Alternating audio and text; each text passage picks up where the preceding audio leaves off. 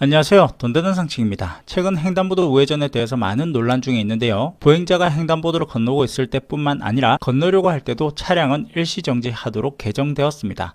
이 법이 시행된 첫날 많은 문제점을 느끼게 되었는데요. 보통 큰 사거리를 보면 원활한 통행을 위해서 우회전 차로를 따로 만들어 두는 경우가 많은데요. 이렇게 작은 우회전 도로에는 신호등이 없는 경우가 많습니다. 그런데 실제 운전을 해보니 문제가 있다는 것을 느꼈는데요. 횡단보도로 한 명이 건너려고 하는 모습을 보고 당연히 일시정지하였는데 보행자가 완전히 지나갈 때까지 기다려야 하기 때문에 횡단보도를 완전히 다 건너갈 때까지 정차를 하고 있었습니다. 이후 출발하려고 하는 찰나에 또 횡단보도를 건너려고 하는 사람이 있어 출발하지 못하고 또 정차하였고요. 다시 출발하려고 하는 찰나 또 횡단보도를 건너려고 하는 사람이 있어 또 정차를 하였습니다. 이렇게 7명이 한 명 다 지나갈 때까지 정차해 있었는데요. 문제는 여기서부터 시작됩니다. 저도 가고 싶은 마음이 굴뚝 같았지만 보행하려는 사람이 한 명씩 횡단보도를 건너거나 건너려고 하다 보니 개정된 법에 따라 자동차는 출발할 수 없는 상황이었는데요.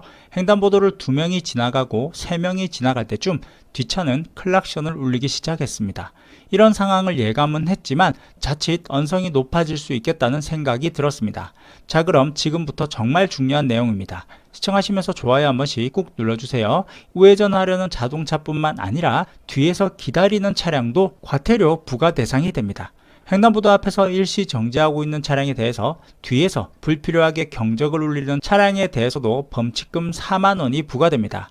뿐만 아니라 어린이 보호구역이나 노인 보호구역에서는 2배의 범칙금인 8만원이 부과됩니다.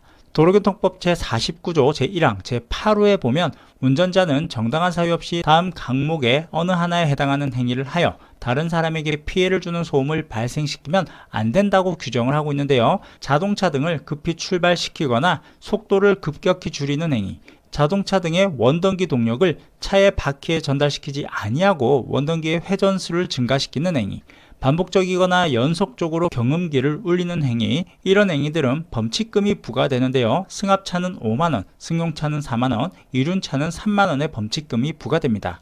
보통 자동차의 2열이나 3열에 있는 자동차는 차가 움직이지 않으면 왜 출발하지 않을까 하고 기다리다 결국 클락션을 울리게 되는데요. 앞서 말씀드린 것처럼 계속 한 명씩 건너가는 상황이라면 자동차는 출발하지 못하고 정차해 있어야 할 수밖에 없는 상황이기 때문에 상황을 이해하지 못한 뒷차들이 클락션을 불필요하게 사용을 함으로써 타인에게 피해를 주는 소음을 발생시킬 경우 4만원의 범칙금이 부과될 수 있으니까 주의가 필요할 것 같네요. 그럼 오늘도 안전운전 하시고 오늘 영상은 여기까지 할게요. 끝까지 시청해 주셔서 감사합니다.